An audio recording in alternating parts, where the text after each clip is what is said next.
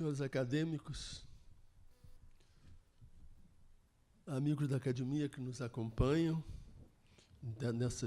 nos ciclos de conferências e nesse seminário Brasil-Brasis, internautas que também acompanham as nossas transmissões online e ao vivo.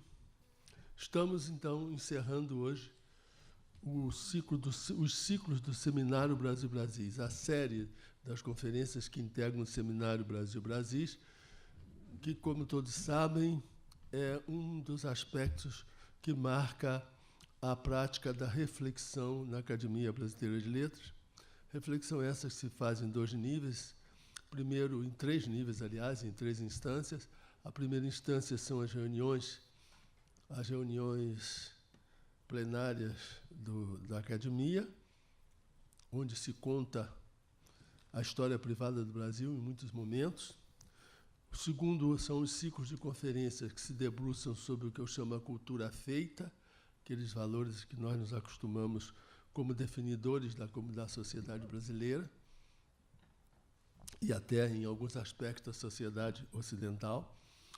E o terceiro momento, que é essa terceira instância, que é a do Seminário Brasil-Brasis, que se debruçam sobre a cultura fazendo-se na dinâmica do processo sociocultural ou sócio-histórico brasileiro. Hoje fechamos a série, portanto, do Seminário Brasil-Brasis de 2018 e fechamos com um assunto que é sempre presente, sempre permanente e sempre em processo: educação. Educação, a grande prioridade. Assim escolheu o acadêmico Arnaldo Nisquier, uma vez que o Seminário Brasil-Brasis tem uma estrutura diferenciada. Um acadêmico convida alguém da especialidade, ou alguém com quem ele tenha afinidade, para um diálogo, que pode ser feito como eles quiserem. Pode haver uma apresentação de um e de outro, pode haver um diálogo entre eles, pode haver uma troca de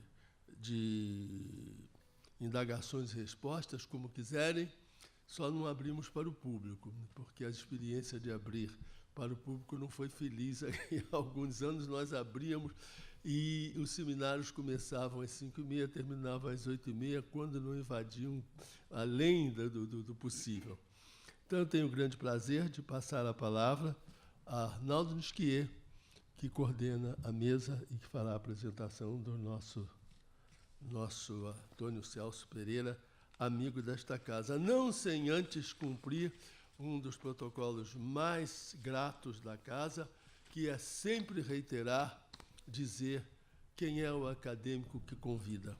Arnaldo Nisquier, autor de 10 anos de LDB, uma visão crítica, e o Martírio de Branca Dias, ele está sendo modesto. São 121 livros publicados. Ele determinou que se colocassem 2 aqui. É membro da Academia Brasileira de Letras desde 22 de março de 1984.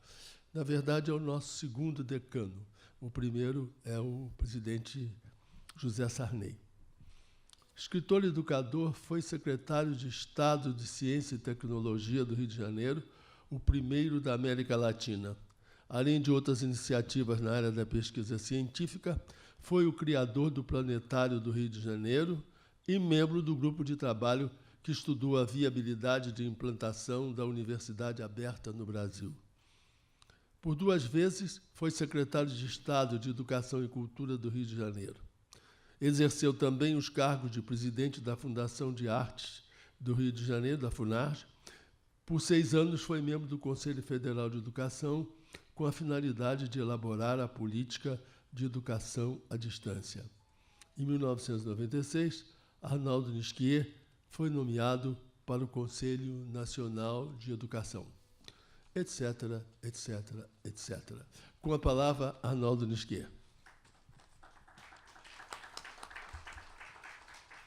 Muito obrigado ao professor Domício Proença, ex-presidente da Casa, meu querido amigo e colega de tantas jornadas.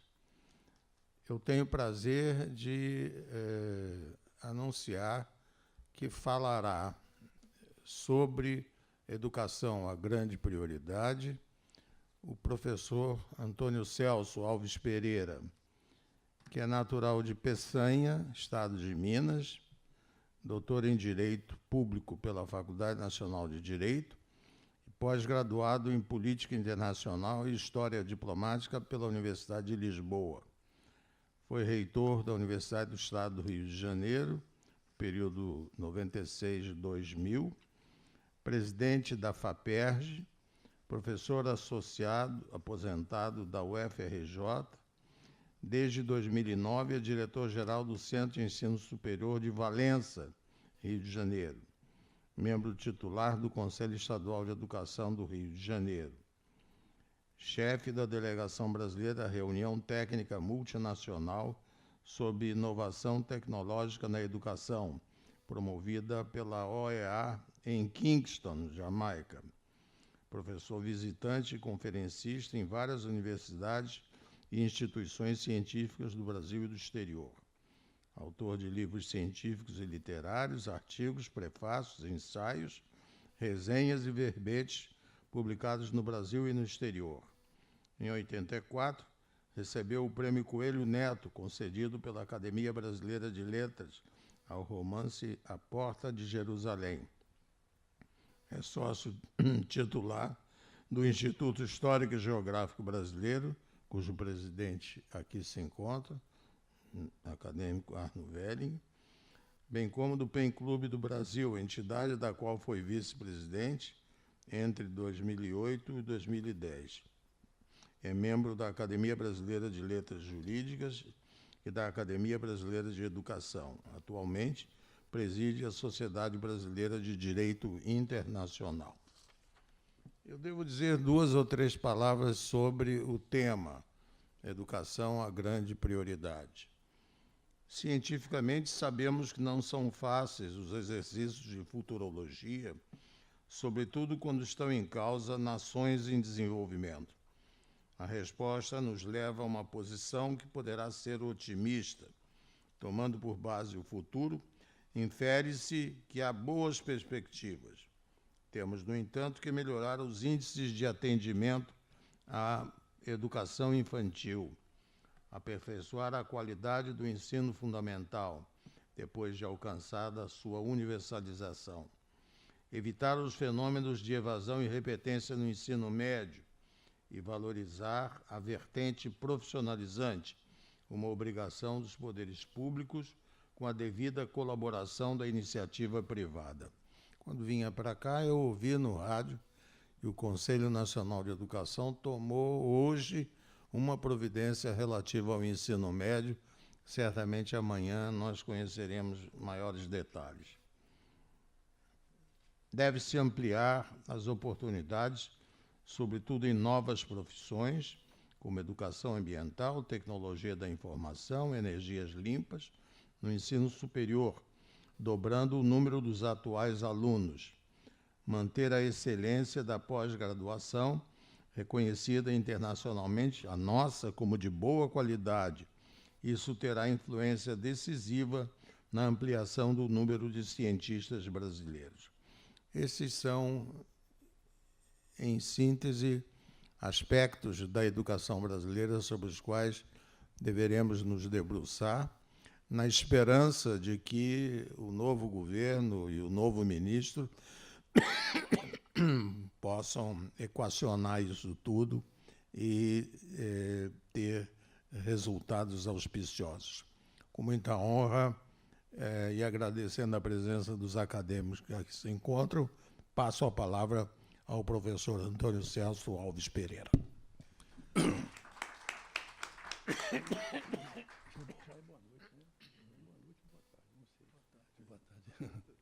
Boa tarde a todos. Em primeiro lugar, quero saudar o acadêmico Domício Proença Filho, o acadêmico Arnaldo Nisquier, agradecendo ao Arnaldo e ao professor Domício pela oportunidade de estar aqui nesta casa tão importante da cultura brasileira para discutir aqui assunto tão fundamental, tão importante, que é o assunto da educação brasileira. Cumprimento os acadêmicos aqui presentes, meu mestre Bechara, o acadêmico Arno Velling, Zé Murilo e todos os presentes, senhoras e senhores. O extraordinário avanço nas tecnologias da informação iniciado nos anos, aliás, nas últimas décadas do século passado, e que prossegue acelerado nesses primeiros tempos do terceiro milênio, levou o sociólogo espanhol Manuel Castells, em sua análise da sociedade informacional global, a sublinhar, com propósito, que tais conquistas transformaram o nosso modo de comunicar, de pensar e ensinar, de produzir e consumir, de negociar e administrar, de comunicar e viver, de morrer e fazer a guerra. Esta realidade derivada das redes internacionais de informação, das quais resulta uma virtualidade profundamente transformadora, que encolhe, como disse o demógrafo britânico David Harvey, os horizontes do mundo, em sua ambivalência, para o bem ou para o mal, obviamente, integra culturas, influi sobremaneira nos processos educacionais e nas relações pessoais. Por outro lado, promove a construção de uma sociedade civil internacional, ao mesmo tempo que divulga a ciência, acelera e torna simultâneos os acontecimentos históricos, enfim, realiza, segundo Giacomo Maramal, aspas, a combinação dos acontecimentos históricos, enfim, pegar aqui, pulou aqui a combinação dos tempos artificiais produzidos pela tecnologia com os ritmos de vida das pessoas. As mudanças são tão profundas, assegura Klaus Schwab, fundador e presidente executivo do Fórum Econômico Mundial, que, na perspectiva da história da humanidade, nunca houve um momento tão potencialmente promissor e tão potencialmente perigoso. Fecha aspas. A educação e o consequente desenvolvimento, este em seu sentido amplo, constituem questionáveis e eficazes instrumentos para que os indivíduos, os grupos e as sociedades nacionais possam enfrentar, na contemporaneidade, a exclusão das redes que congregam os benefícios do progresso humano. Neste ano em que a humanidade comemora o 70º aniversário da proclamação pela Terceira Assembleia Geral das Nações Unidas, reunida em Paris em 1948, da proclamação da Declaração Universal dos Direitos Humanos, cujo artigo 26 dispõe que a educação é um direito humano essencial, é uma prioridade plena a expansão da personalidade do ser humano, é, portanto, fator integrante do princípio da dignidade humana. Como assinala Richard Pierre Claude, professor emérito da Universidade de Maryland, o direito à educação tem múltiplas faces, aspas, social, econômica e cultural. Direito social porque, no contexto da comunidade, promove o pleno desenvolvimento da personalidade humana.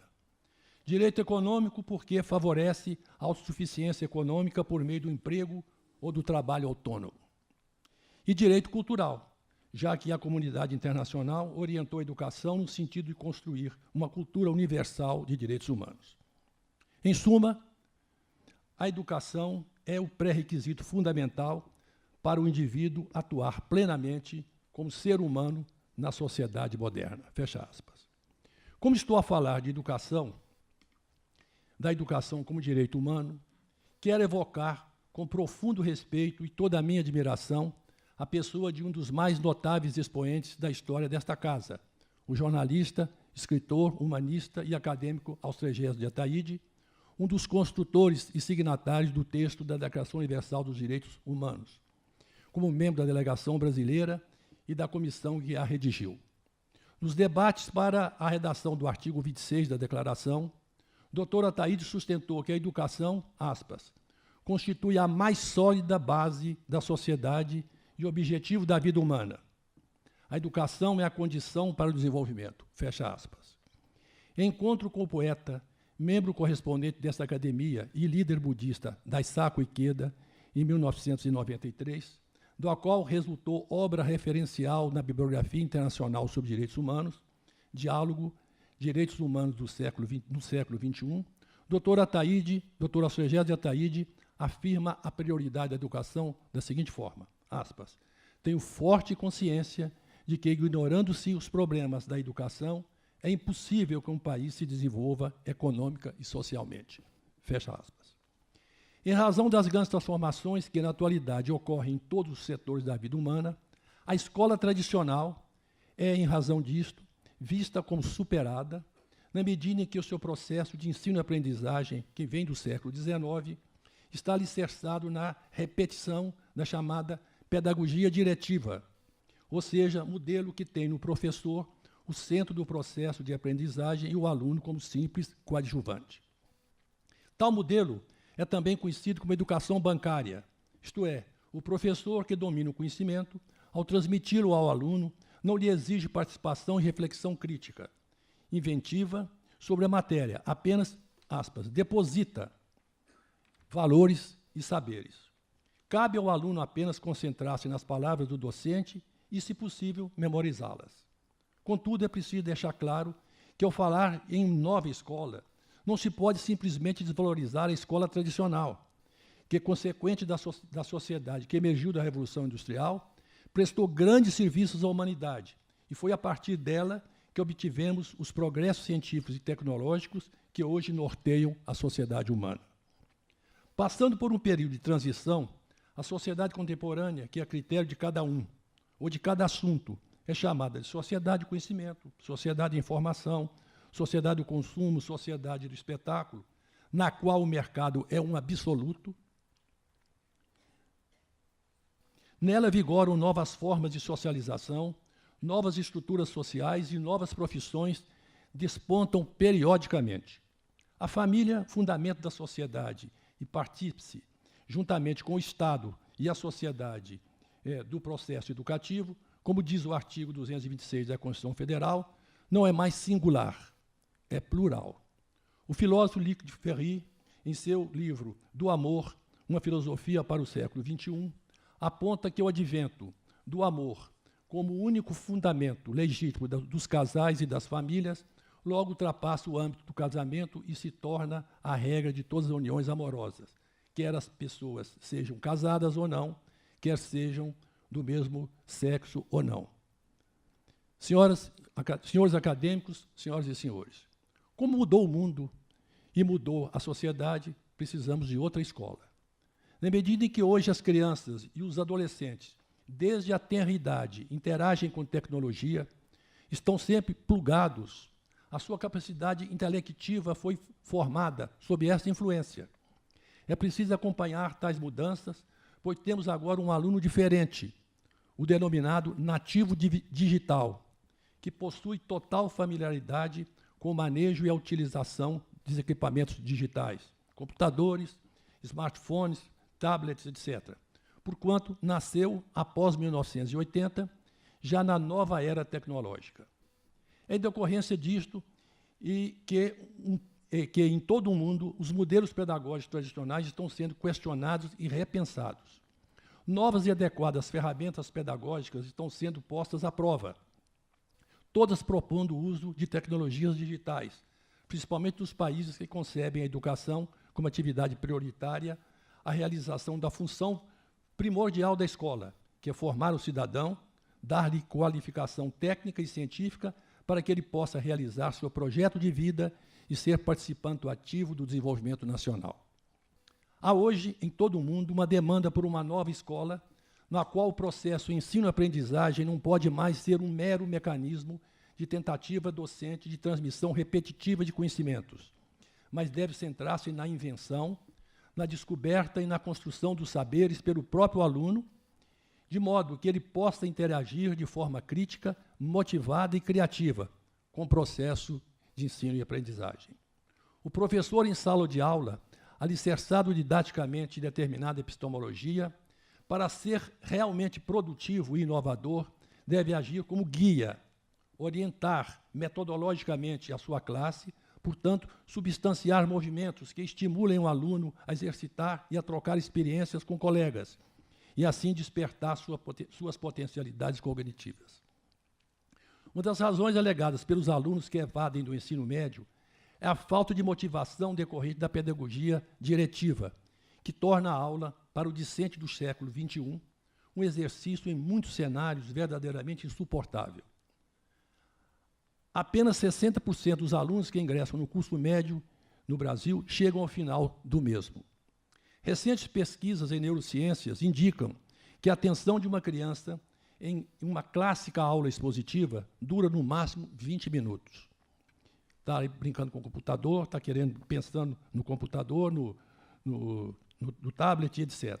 Porém, quando estimulada a pesquisar, a buscar em qualquer recurso pedagógico a solução de um problema, ou obter o exato entendimento de determinado tema, os neurocientistas informam também que, no caso, o aluno trabalhará movido pela curiosidade e pela emoção, tornando o aprendizado uma experiência prazerosa. Portanto, a sala de aula precisa ser intensamente atrativa. Em entrevista concedida à jornalista Mônica Weinberg para a revista Veja, edição de 29 de agosto de 2018, Andreas Schiraker, diretor de Educação da Organização para a Cooperação e Desenvolvimento Econômico, a OCDE, e coordenador do Programa Internacional de Avaliação de Alunos, PISA, organismo que avalia, a cada 3 anos, por meio de provas, o nível educacional de jovens de 15 a 16 anos em leitura, matemáticas e ciências. O PISA tem como principal objetivo produzir indicadores de qualidade que possam subsidiar políticas públicas para a melhoria da educação básica. O Brasil, embora não seja membro da OCDE, participa do programa, por meio do Instituto Nacional de Estudos e Pesquisas Educacionais, Anísio Teixeira, o INEP. Andreas Schiraker informa que, aspas, em todos os países de alto desempenho no PISA, o aluno não aprende um monte de fatos científicos, é incentivado a pensar como cientista. E, no lugar de guardar nomes e datas, o estímulo é para que ele desenvolva olho de historiador. O desafio hoje, diz ele, é romper com a velha fórmula e pôr em prática métodos mais atraentes e eficazes. A escola não pode mais estruturar-se por disciplinas que têm pouca conexão com as outras. Neste contexto, ele indica que deve haver uma combinação de visões, compreendendo ciências, matemática e filosofia. A nova pedagogia prescreve a junção e integração de saberes pela multidisciplinaridade, medida que propicia a solução de questões apresentadas e discutidas de forma participativa em sala de aula. O coordenador do PISA destaca ainda que os educadores precisam entender que os alunos, sobretudo os nativos digitais, não conseguem ficar passivamente em frente ao professor sem nada entender e sem perguntar qual a relação do que foi exposto com a realidade, com seus próprios interesses. Nos limites da presente comunicação, não me será possível dissertar sobre as várias propostas pedagógicas que circulam atualmente com o objetivo de encontrar caminhos metodológicos ativos, adequados à solução dos desafios da escola do século XXI. Estão sendo testados modelos como que quer ensinar o aluno a desenvolver habilidades e competências. Outras propostas, como o chamado ensino híbrido, mesclam aulas expositivas com vídeos produzidos pelo próprio professor, focalizando pontos nos quais o aluno deve, fora da escola, buscar a compreensão para que, se for o caso, que não entendeu a aula, e, por consequência, investigar, pesquisar, discutir com colegas, enfim, encontrar outras explicações e tirar suas próprias conclusões. A lamentar do que acabo de expor, o fato de que a nova escola é um projeto que praticamente não chegou ao Brasil.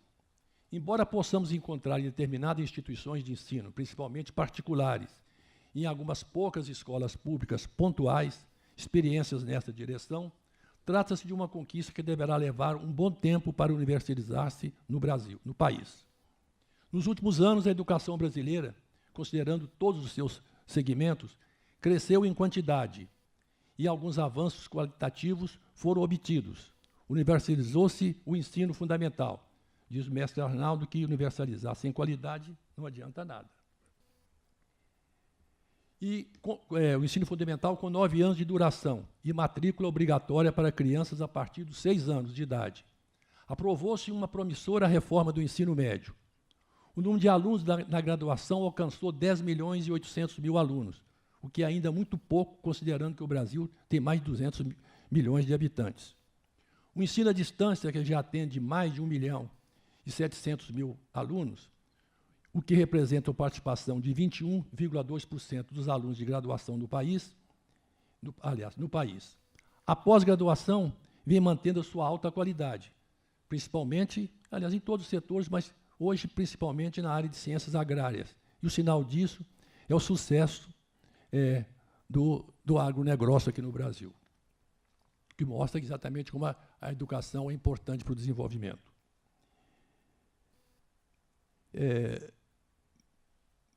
Melhorias são destacadas nos instrumentos de avaliação do MEC, entre outras realizações. Não obstante, são alarmantes os resultados obtidos nos vários níveis da nossa educação. O Plano Nacional de Educação, derivado de lei sancionada em 2014, que fixou 20 metas para serem cumpridas até 2024, não avança. Como o país pode chegar a um desenvolvimento pleno, melhorar seus vergonhosos índices de desenvolvimento humano e de produtividade, considerando que 70 milhões de brasileiros não têm ensino médio completo, 6,9 milhões de jovens entre 18 e 24 anos não estudam e nem trabalham? Em meio a esses números preocupantes, pelo menos uma boa notícia: matrículas de aluno com deficiência, transtornos globais de desenvolvimento ou altas habilidades de superdotação alcançaram, de acordo com o último censo do MEC, 38 mil em 2017, maior patamar na série histórica. Como é do conhecimento de todos, os insucessos da educação brasileira decorrem da má qualidade da educação básica. Os últimos dados estatísticos referentes ao desempenho dos alunos nesse setor demonstram que a educação básica brasileira está estagnada desde 2009. Em disciplinas fundamentais como o português, o cenário piorou em 12 dos 17 estados. Esta situação levou o atual ministro da Educação, por ocasião de divulgação dos resultados do SAEB, Sistema de Avaliação da Educação Básica de 2018, a afirmar que a educação básica brasileira é um desastre, palavras dele, está falida e no fundo do poço. 7 em cada 10 alunos cursando o último ano do ensino médio têm nível insuficiente em português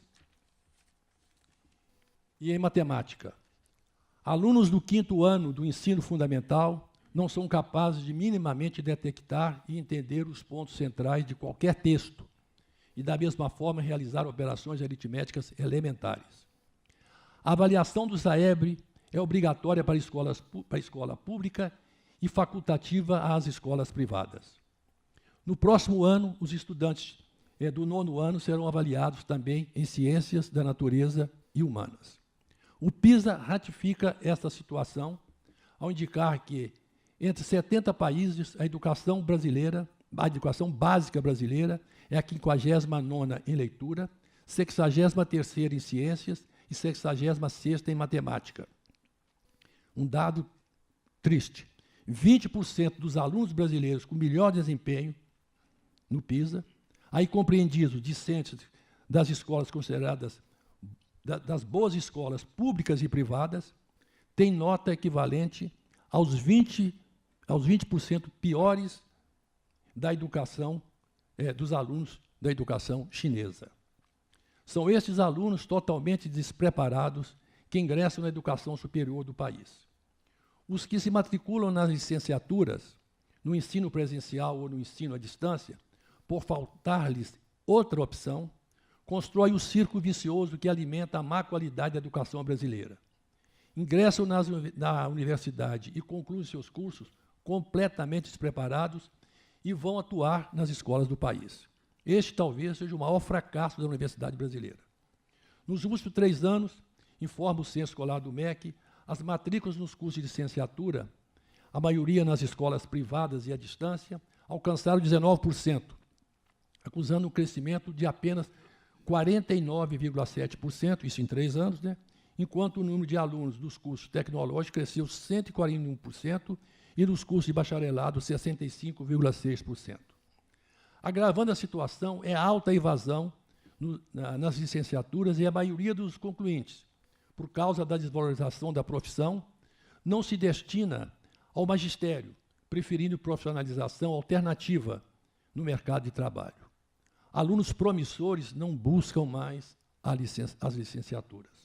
Pelo visto, essa situação no ensino básico deve perdurar por um bom tempo, isto é, até que as reformas que estão sendo implantadas por meio da Base Nacional Comum Curricular, na educação infantil, no ensino fundamental e no ensino médio, comecem a gerar resultados positivos, se a execução da medida não for abandonada no meio do caminho. As BNCC da educação infantil e do ensino fundamental já estão em fase de implantação nos estados e nos municípios. A do ensino médio está ainda em discussão no CNE. Foi aprovada hoje? Você tem notícia do ensino médio? Não, né? Uma parte. Uma parte, né? É. As redes municipais e estaduais deverão, de imediato, preparar material didático inovador e adequado para o cumprimento das novas bases curriculares. Se tudo for bem feito, como deve e como se espera, nos próximos anos a situação do ensino básico certamente melhorará. O que, além das BNCCs, deve ser feito para completar a mudança e transformar o ensino. O que é preciso para transformar o ensino básico? Entre outras ações, contratar número suficiente de professores e dar-lhes condições de trabalho e remuneração dignas. Entre 40 países pesquisados pela OCDE, o Brasil o que pior remunera seus professores dos ensinos fundamental e médio.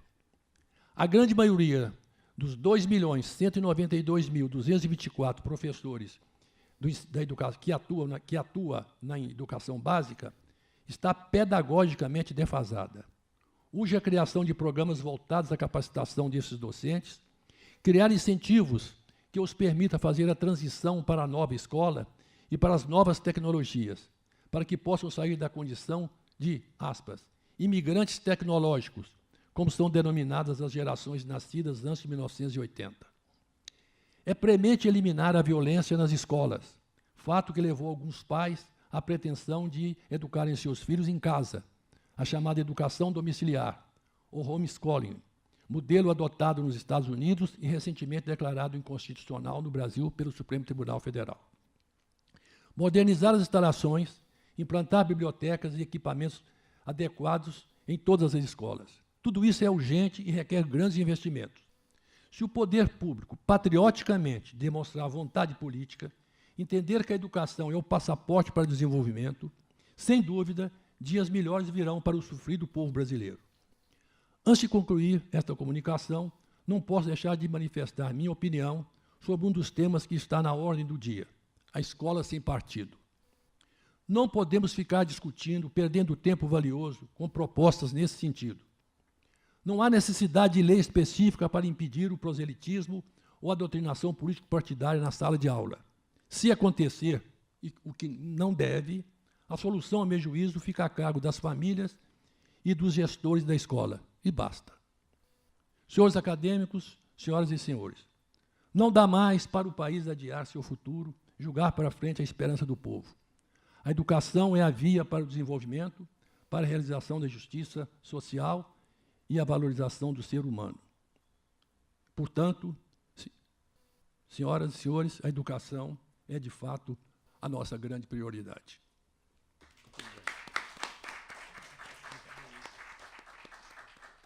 Você vai falar? Fiquei dentro dos 20 minutos. Tranquilo.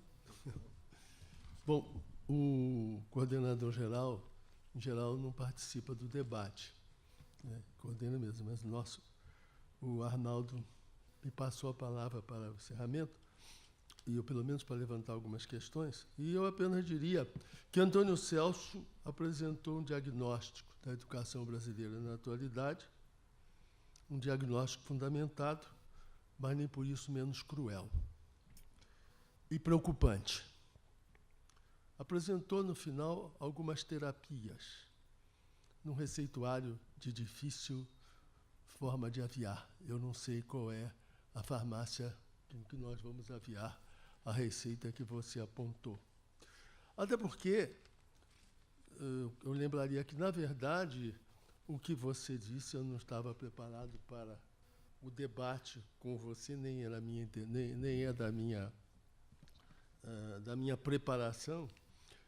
Na verdade, o que nós todos sabemos é que a educação implica tradicionalmente uma ação assistemática, aproveitando o gancho que você apresentou no final.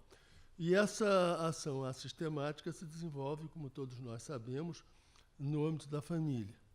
Por outro lado, uma ação sistemática desenvolvida no espaço da escola. O processo educacional, e sejam-me permitidos os truísmos necessários nessa hora, vincula-se à dinâmica do processo cultural. E aqui eu me lembrei de Alain Touraine, quando ele diz que há algum tempo os problemas culturais adquiriram tal importância que o pensamento social deve organizar-se a partir deles. Essa circunstância redundou numa crise aguda do paradigma econômico e social que orienta a nossa sociedade contemporânea. Na verdade, as palavras continuam sendo deles, ganham vulto, aspas, a ruptura dos laços sociais e o triunfo de um individualismo desorganizador. As categorias sociais, com as quais nós nos habituamos e lidamos com ela, e estamos assistindo a isso no cotidiano, vêm perdendo o lugar de centro. Milhares de pessoas atualmente, aspas de novo para Touraine, deploram a ruptura dos laços sociais e o triunfo de individualismo.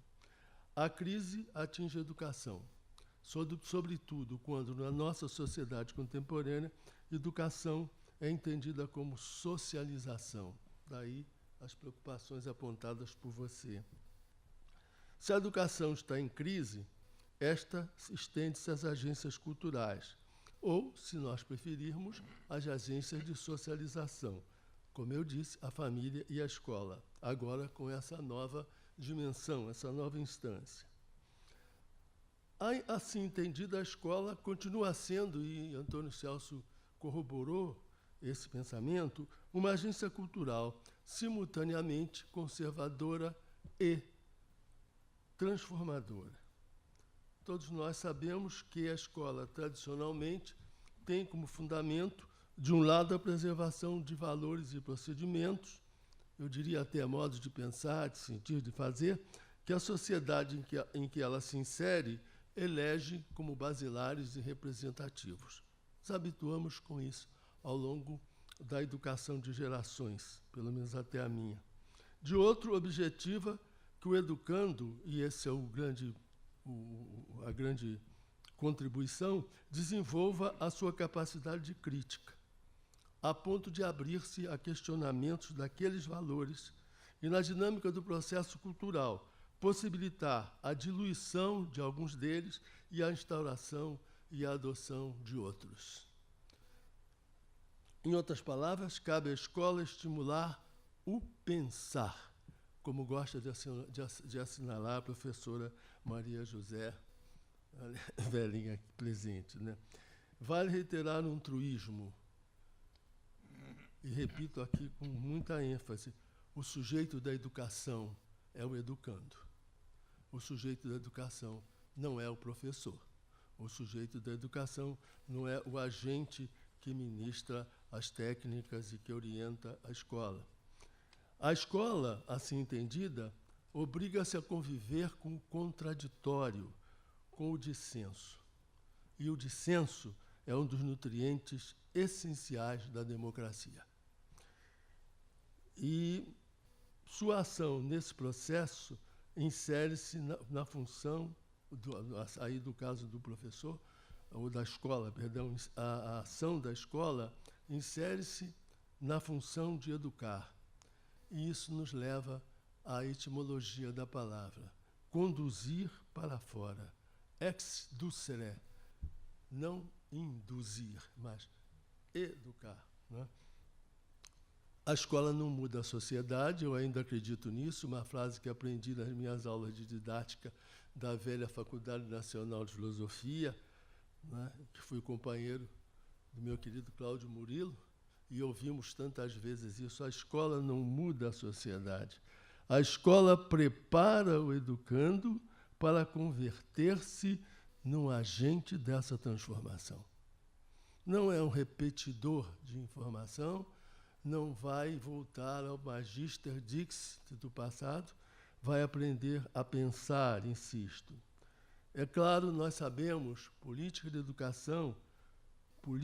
educação são atributo dos governos. E acredito que seja desnecessário lembrar que o processo educacional, numa realidade democrática, envolve dois pontos fundamentais, dois aspectos fundamentais, e você assinalou isso também: liberdade de expressão e liberdade de cátedra. Isto foi muito bem pontuado no final da fala de Antônio Celso. E eu terminaria essas considerações que foram resultantes das provocações do texto de Antônio Celso, eu continuaria reiterando uma verdade que me parece fundamental quando se pensa em educação como prioridade primeira. A liberdade alimenta-se fundamentalmente do diálogo. E aqui o que nós fizemos foi dialogar. Há três aqui, e dialogar com os presentes e com os que nos acompanham pela internet. E espero que essa última sessão do seminário, como sempre acontece nesta casa, promova o que é o objetivo primeiro de nossa função aqui. Promova a reflexão. Que cada um leve as ideias que foram apresentadas aqui durante este ano, como todos os anos anteriores tem acontecido, seja no ciclo de conferências, seja nos seminários, um convite à reflexão permanente sobre aspectos que nos dizem respeito como sociedade, né, como país, como nação, uma sociedade que está à espera de um novo paradigma. Os dois paradigmas anteriores com que nós nos acostumamos já estão, ao que parece, superados, e Antônio Celso também apontou isto quando lembrou o impacto das novas tecnologias. Vai mudar fundamentalmente, e eu não estou nem lembrando aqui da inteligência artificial, no ciclo que ela nos está preparando. Possivelmente, quando ela estiver em vigência, eu faria como não seria como no espelho do poema da Cecília Meirelles: a esse tempo, isso eu sei, eu serei vaga. Muito obrigado. Eu só quero lembrar a todos aí a programação para o próximo dia 6 de dezembro, o último ciclo de conferências, que tratará de memória reverenciada. E a sessão constará no depoimento sobre Afonso Arinos, pelo acadêmico Antônio Torres, Alcindo Guanabara, por Cícero Sandrone, e Ingrid de Souza, por este acadêmico que acaba de lhes falar. Muito obrigado pela atenção, muito obrigado, senhores internautas, e até o ano que vem. Obrigado.